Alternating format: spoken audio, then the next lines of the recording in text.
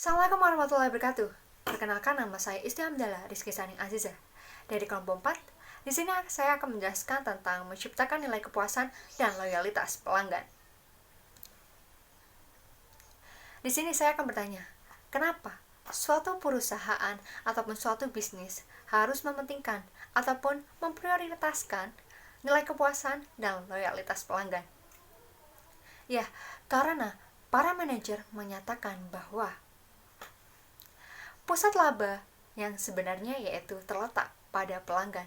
Sehingga di sini kita sebagai pemilik perusahaan harus mengoptimalkan dan juga memaksimalkan memberikan pelayanan kepada konsumen.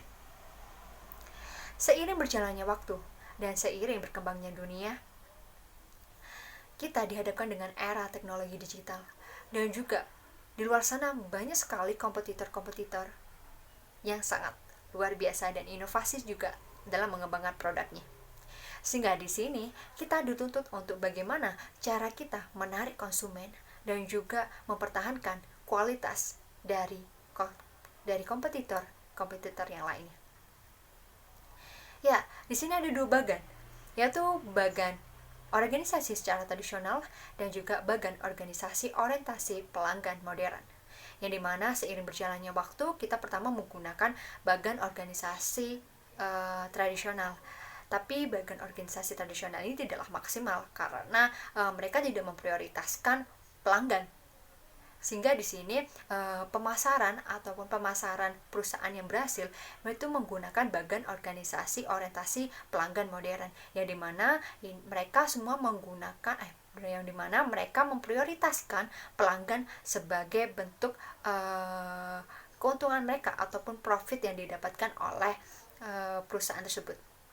Sehingga di sini manajemen puncak ataupun manajemen menengah itu adalah bersifat bagaimana mereka melayani kepada konsumen tersebut. Ya, next. Nilai yang dipersepsikan pelanggan. Ada 3 nilai yang dipersepsikan pelanggan. Yang pertama adanya nilai persepsi, kedua total manfaat pelanggan, yang ketiga adanya total biaya pelanggan. Nilai persepsi pelanggan yaitu selisih antar pelanggan perspektif atas semua manfaat dan biaya yang diharapkan oleh pelanggan. Yang kedua adanya total manfaat pelanggan, yang dimana total manfaat pelanggan ini adalah nilai moneter kumpulan ekonomis, fungsionalis, psikologis yang diharapkan oleh pelanggan.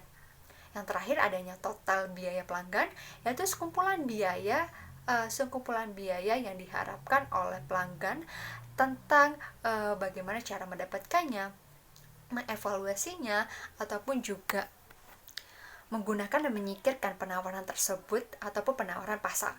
Sehingga di sini ketiganya ini memiliki kesinambungan, yang dimana perspektif pelanggan terhadap produk kita, bagaimana value-nya produk yang diberikan kepada konsumen tersebut, dan mereka mendapatkan apa dari produk tersebut. Sehingga di sini mereka juga memperhitungkan biaya yang dikeluarkannya, terus juga manfaat yang diberikan kepada konsumen. Maksudnya perusahaan itu memberikan manfaat itu kepada konsumen itu seperti apa. Sehingga di sini ketiga ini memiliki relevan bagaimana cara produk itu tersampaikan kepada konsumen tersebut. Next, di sini adanya determinan nilai dipersepsikan pelanggan yang tadi saya sudah jelaskan, yaitu nilai yang dipersepsikan pelanggan adanya total manfaat pelanggan, manfaat jasa, manfaat personal, manfaat citra, total biaya pelanggan, biaya moneter, terus biaya waktu, biaya energi, dan juga biaya psikologis. Dimana mereka ini juga termasuk ke nilai yang dipersepsikannya tadi ya, yang masuk ketiga itu mereka masih relevan. Sehingga di sini maksud dari tujuan dari nilai yang dipersepsikan itu adalah bagaimana produk itu tersampaikan kepada pelanggan, sehingga pelanggan ini bisa menilai produk kita itu kualitasnya sangat bagus ataupun tidak. Sehingga di sini banyak kategori sebagai penilaian yang diberikan oleh pelanggan kepada produk tersebut. Ya, yang kedua, mengatakan nilai pelanggan ada 3. Yang pertama loyalitas, kedua posisi nilai, yang terakhir adanya sistem pengaturan nilai. Loyalitas adalah komitmen secara mendalam yang dipegang erat oleh konsumen tentang bagaimana mereka membeli ataupun mendukung atas produk ataupun jasa yang kita berikan. Sehingga di sini bentuk yang diberikan oleh konsumen kepada kita adalah bentuk pelanggan. Nah, pelanggan di sini adalah bentuk pelanggan setia, yang dimana mereka mempercayakan produknya untuk dipakai sehari-hari. Sehingga di sini adanya timbul efek ketergantungan produk yang kita berikan kepada konsumen. Nah, di sini diupayakan tidak adanya pelanggan yang beralih, karena di sini bisa saja ketika produk kita berikan tidak sesuai lagi dengan apa yang mereka percayakan pertama, maka bagi mereka akan bisa berpaling kepada produk lain. Sehingga di sini bagaimana perusahaan tersebut bisa mempertahankan kualitas dan juga mempertahankan value manfaat yang diberikan oleh konsumen tersebut. Proposisi nilai, yaitu kelompok manfaat yang diberikan ataupun yang dijanjikan untuk dihantarkan. Yang terakhir adanya sistem penghantaran nilai, yang dimana sistem penghantaran nilai ini adalah pengalaman yang diberikan kepada pelanggan ataupun pengalaman yang dialami oleh pelanggan ketika mereka mendapatkan produk tersebut dan juga mereka menggunakan produk tersebut. Ya, next. Kepuasan pelanggan. Ada 3 kepuasan pelanggan. Yang pertama, kepuasan ataupun ketidakpuasan konsumen. Yang kedua, kepuasan, dan yang terakhir adanya kepuasan konsumen. Nah, kepuasan atau ketidakpuasan konsumen di sini di mana respon konsumen terhadap produk tersebut. Nah, dalam hal ini mereka membandingkan dirasakan dalam sebelumnya mereka mendapatkan produk tersebut dan setelah mereka merasakan produk tersebut, apa yang mereka rasakan dan juga manfaat yang diberikan itu bisa terlihat nyata atau tidaknya, seperti itu. Yang kedua adanya kepuasan. Kepuasan ini adalah tingkat perasaan seorang, tapi masih relatif membandingkan kinerja atau hasil yang dirasakan oleh konsumen terhadap sesuai dengan keharapan mereka ketika mereka mendapatkan manfaat yang diberikan oleh produk tersebut tapi tidak sesuai dengan realita, maka hal ini merupakan tingkat kepuasan, masih dalam membandingkan, relatif membandingkan ya. Nah, yang terakhir adanya kepuasan konsumen. Nah, di sini adalah hasil mereka sudah membandingkan dan juga mereka mereview sebelumnya mereka menggunakan produk tersebut, sehingga di sini kepuasan ini bisa membentukkan hasil kesenangan ataupun kecewa terhadap produk yang mereka beli, sehingga di sini mengupayakan tidak terjadinya hal tersebut. Kepuasan pelanggan, yang pertama dari sistem keluhan dan saran, kedua survei kepuasan pelanggan, ketiga belanja konsumen yang misterius, keempat analisis hilangnya pelanggan. Nah, sistem keluhan dan saran ini berorientasi ke pelanggan dan juga menampung saran dan keluhan pelanggan, ketiga komunikasi dua arah secara cepat. Nah, komunikasi dua arah secara cepat ini sebagai personal chat pribadi, yaitu bisa membangun kritik dan saran dari produk tersebut. Yang kedua adanya survei kepuasan pelanggan, yaitu survei kepuasan konsumen secara berkala dan meneliti kepuasan secara langsung, merespon keinginan pelanggan, sehingga di sini ketika survei kepuasan konsumen ini mereka bisa terjun secara langsung dan meneliti ataupun juga menanyakan kepada konsumen tentang produk kita bisa diterima oleh masyarakat atau tidak. Yang ketiga adalah belanja konsumen yang misterius, yaitu mengkaji kelemahan produk pesaing, kedua menguji kelebihan layanan pesaing, dan dan menggali informasi pesaing di lapangan. Dalam ini, 3 hal ini sangat perlu dibutuhkan oleh perusahaan untuk mengembangkan produk tersebut. Terakhir adanya analisis hilangnya pelanggan, yaitu menghubungi pelanggan yang berhenti, kedua menggali penjelasan ataupun alasan pelanggannya berhenti, dan ketiga dari memantau hilangnya pelanggan. Dalam ini bisa menggunakan chat ataupun bisa menggunakan SMS tentang adanya sampaikan pelanggan, alasan pelanggan kenapa pelanggan itu tidak membeli produk kita lagi. Next, adanya kualitas produk, yaitu kualitas total fitur dan karakteristik suatu produk atau jasa yang dapat memberikan kemampuan dan juga memuaskan keinginan pelanggan sesuai kebutuhannya. Nah, di sini ada 3 kualitas produk, yaitu namanya kualitas produk atau jasa, itu mempengaruhi profitabilitas pelanggan dan juga mempengaruhi kepuasan pelanggan. Jadi di sini mereka bertiga sangatlah berkaitan dan berkesinambungan. Bagaimana ketika kualitas produk ini sangat baik akan menimbulkan profitabilitas dari pelanggan tersebut, sehingga ketika profitabilitasnya mereka maksimal, maka kepuasan pelanggan pun juga maksimal. Nah, di sini ini juga harus diperhatikan. Maka topik pertamanya itu apa?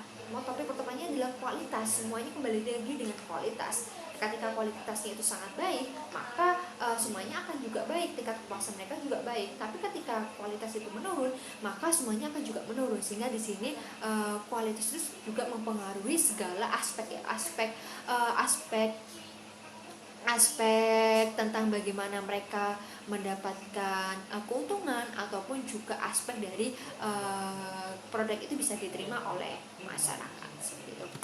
Yang kedua ada namanya Pareto pelanggan. Pareto pelanggan ini aturan Pareto yang dimana 20% pelanggan menghasilkan 80% atau lebih laba perusahaan.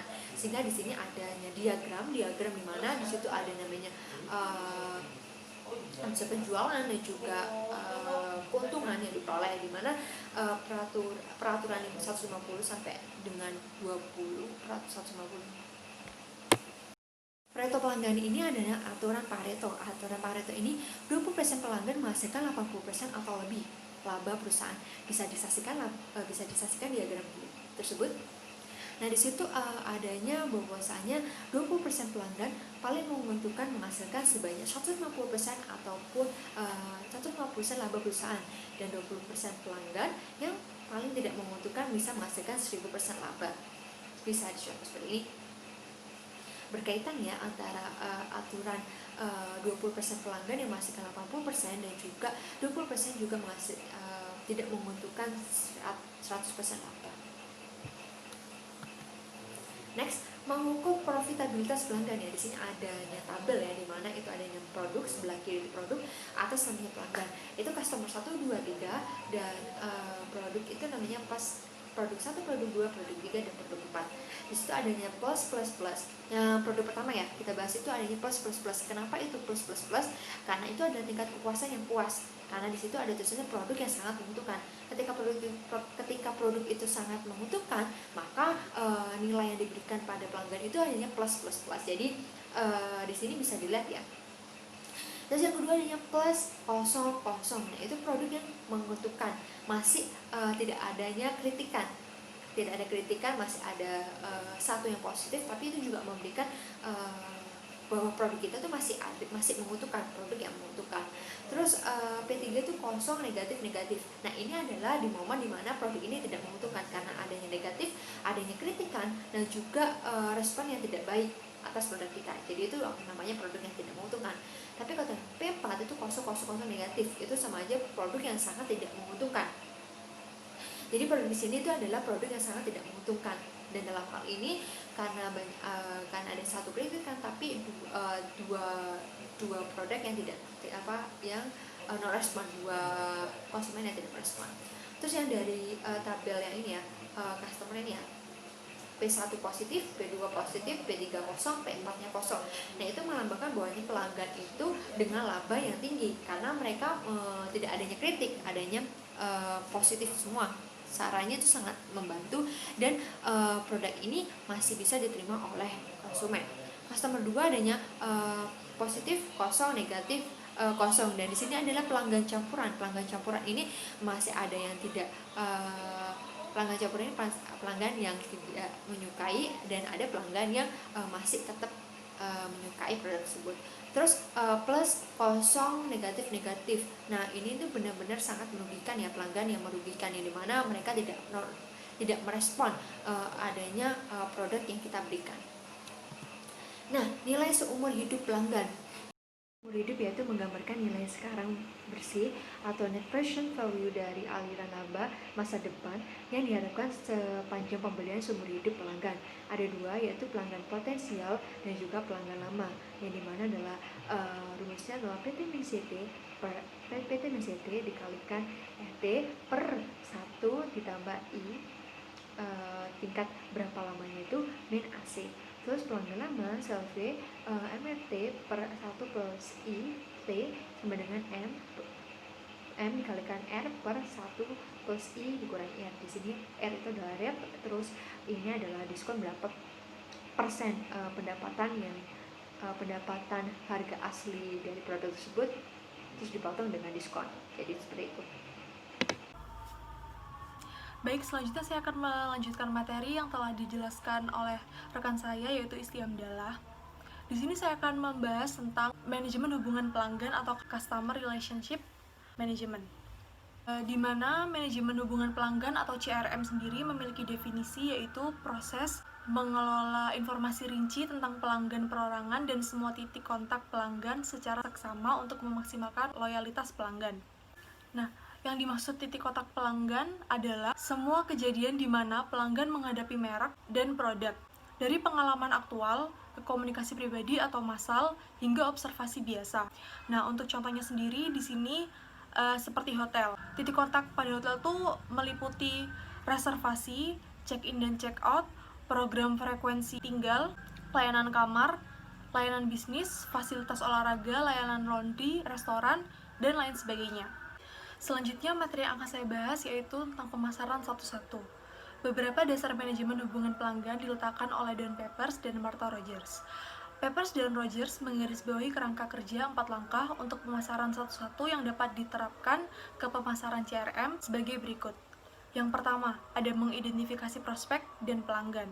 Lalu, membangun, mempertahankan, dan menggali database pelanggan kaya dengan informasi yang diturunkan dari semua saluran dan titik kontrak pelanggan, seperti itu. Jadi pemasar itu tidak mengejar semua orang, tidak mematok semua orang, melainkan melihat beberapa segmen dan target yang telah ditetapkan, seperti itu.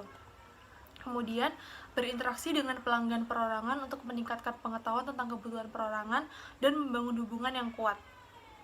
Nah, jadi pada interaksi ini kemudian pemasar dapat merumuskan penawaran yang disesuaikan yang dapat dikomunikasikan secara pribadi, seperti itu.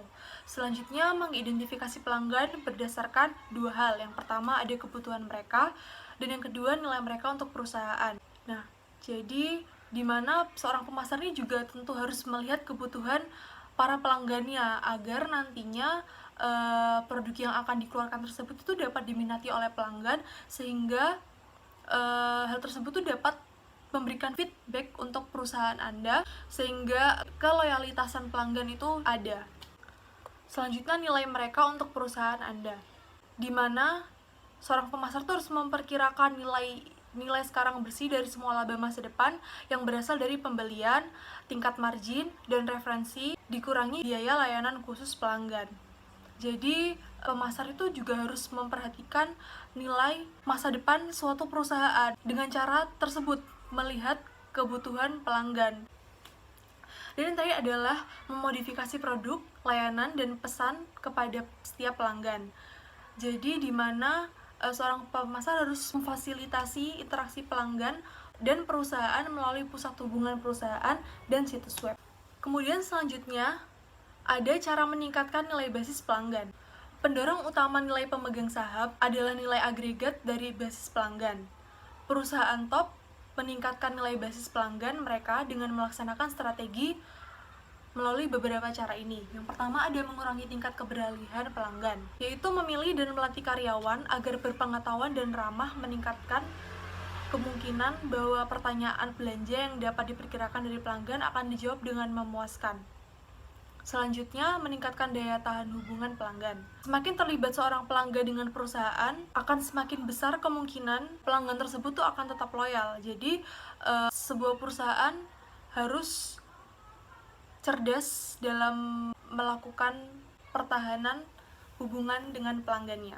Selanjutnya, meningkatkan potensi pertumbuhan setiap pelanggan melalui 3 hal. Yang pertama, ada pangsa dompet atau share of wallet. Yang kedua, ada penjualan silang atau cross-selling. Yang ketiga, penjualan ke atas atau upsell. Jadi, di mana meningkatkan penjualan dari pelanggan lama dengan penawaran dan peluang baru. Selanjutnya, membuat pelanggan berlaba lebih rendah, menguntungkan atau menghilangkan mereka. Untuk menghindari kebutuhan langsung untuk menghilangkan pelanggan, pemasar dapat mendorong pelanggan yang tidak menguntungkan untuk membeli lagi atau membeli dalam kuantitas yang lebih besar. melewatkan fitur atau layanan tertentu, atau membayar jumlah atau komisi yang lebih tinggi. Selanjutnya, memfokuskan usaha yang tidak seimbang untuk pelanggan bernilai tinggi. Pelanggan yang paling bernilai sebaiknya diperlakukan secara khusus dengan melalui tindakan simpatik. Nah, hal tersebut tuh memang sangat butuh untuk menjaga keloyalitasan pelanggannya. Baik, selanjutnya ada beberapa cara untuk membangun loyalitas yang harus diperhatikan. Yang pertama itu ada berinteraksi dengan pelanggan. Contohnya itu seperti mendengarkan pelanggan. Nah, hal tersebut tuh merupakan hal yang penting dalam manajemen hubungan pelanggan. Lalu selanjutnya mengembangkan program loyalitas. Nah, dalam mengembangkan program loyalitas ini dapat dilakukan dengan dua cara. Yang pertama ada program frekuensi dan yang kedua ada program pemasaran klub. Yang pertama program frekuensi.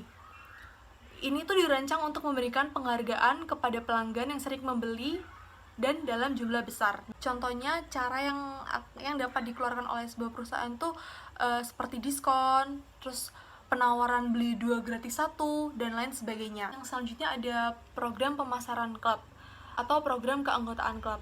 Program keanggotaan klub atau club membership program bisa terbuka bagi semua orang yang membeli produk atau jasa, atau hanya terbatas bagi kelompok yang berminat atau mereka yang bersedia membayar sejumlah kecil iuran. Dan selanjutnya, mempersonalisasikan pemasaran. Personel perusahaan dapat menciptakan ikatan yang kuat dengan pelanggan melalui pengindividuan atau personalisasi hubungan. Dan yang terakhir adalah menciptakan ikatan institusional. Perusahaan dapat memasok pelanggan dengan peralatan khusus atau hubungan komputer yang membantu pelanggan mengelola pesanan, penggajian, dan persediaan. Selanjutnya, materi yang akan saya bahas yaitu database pelanggan atau pemasaran database. Yang pertama, database pelanggan atau customer database. Definisinya sendiri yaitu kumpulan informasi komprehensif yang terorganisasi tentang pelanggan perorangan atau prospek terkini yang dapat diakses dan dapat ditindaklanjutin untuk tujuan pemasaran seperti mengembangkan arahan kualifikasi, penjualan produk atau jasa, atau memelihara hubungan pelanggan.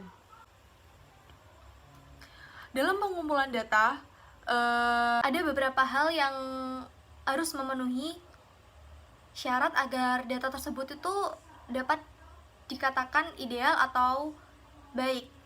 Nah, di sini ada isi ideal database pelanggan. Yang pertama, ada daftar alamat, surat menyurat, dan kontak. Selanjutnya, ada transaksi pelanggan, ada informasi registrasi, ada pertanyaan telepon, lalu ada cookies atau data internet. Selanjutnya ada demografis yang mencakup usia, penghasilan, anggota keluarga, tanggal lahir pelanggan.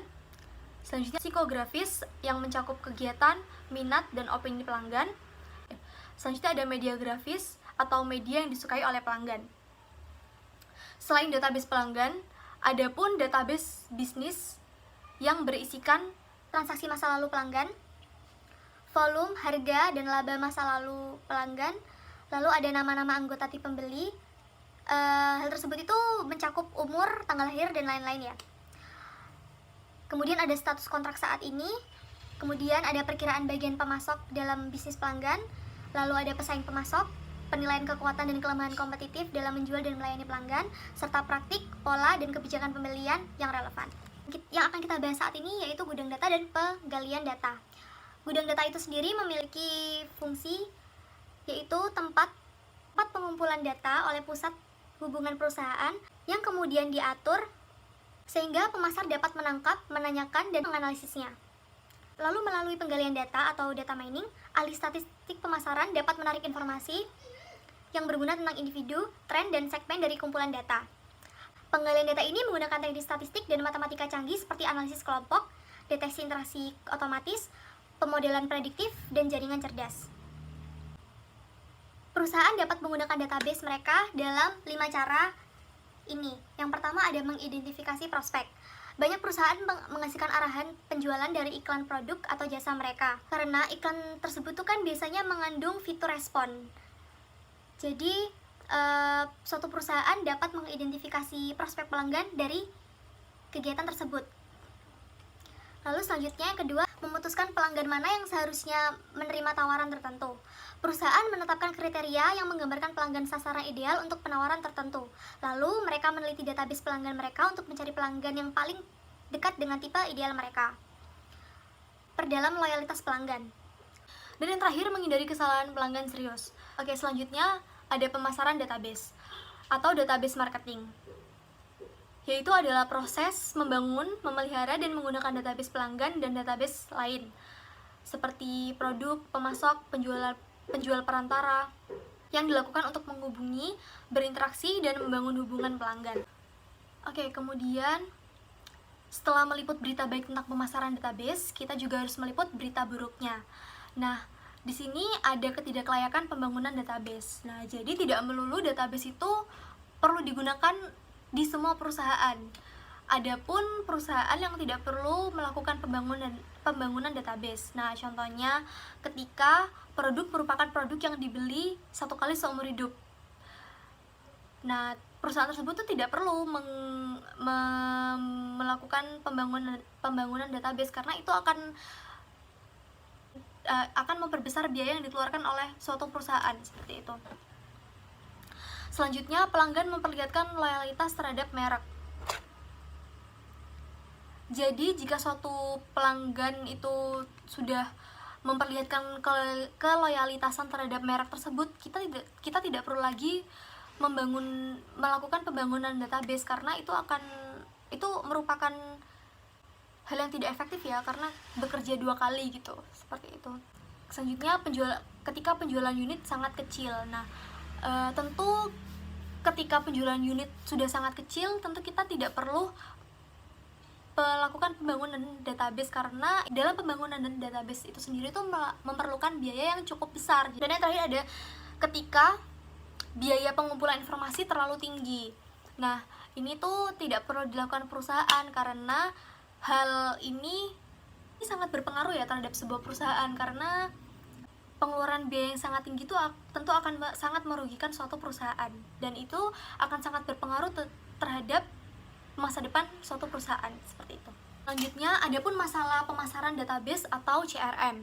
Yang pertama, proses membangun dan mempertahankan database pelanggan memerlukan investasi yang sangat besar karena kita memerlukan piranti keras komputer, piranti lunak database, program analitis, hubungan komunikasi, dan personel ahli. Nah, hal tersebut itu tentu membutuhkan biaya yang sangat banyak. Jadi, itu merupakan salah satu masalah pemasaran database atau CRM. Selanjutnya, lead-nya membuat semua orang dalam perusahaan agar berorientasi pada pelanggan dan menggunakan informasi yang tersedia. Karena karyawan tuh telah menemukan bahwa lebih mudah bagi mereka untuk melaksanakan pemasaran transaksi tradisional dibandingkan mempraktikkan pemasaran hubungan pelanggan. Pemasaran database yang efektif menuntut pengelolaan dan pelatihan karyawan, penyalur, dan pemasok. Nah, oleh sebab itu, makanya kayak banyak karyawan yang sulit gitu untuk sinkron dalam sebuah perusahaannya karena karyawan tersebut itu masih nyaman dengan cara lama atau cara tradisional seperti itu. Lalu yang ketiga ada tidak semua pelanggan ingin berhubungan dengan perusahaan dan mereka mungkin tidak suka mengetahui bahwa perusahaan telah mengumpulkan begitu banyak informasi pribadi tentang mereka.